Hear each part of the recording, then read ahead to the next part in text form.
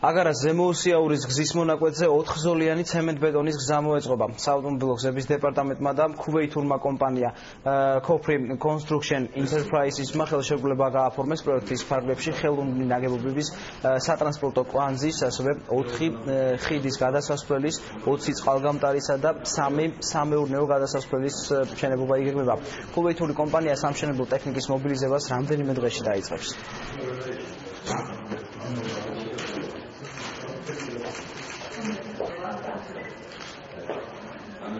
ეს არის ძალიან მნიშვნელოვანი როგორც ჩვენი კომპანიისთვის, ასევე საქართველოსთვის, იმიტომ რომ იქნება დაკავებული ადგილობრივი მოსახლეობა.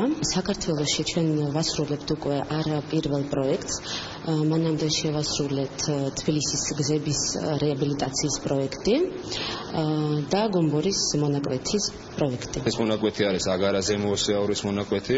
სახელშეკრულებო ღირებულება შეადგენს 105 მილიონ ლარს. სამუშაოები უახლოეს ერთ თვეში დაიწყება, ხოლო ჩეხება დასრულებისვა და სამუშაოები 2016 წლის სექტემბერში დასრულდება.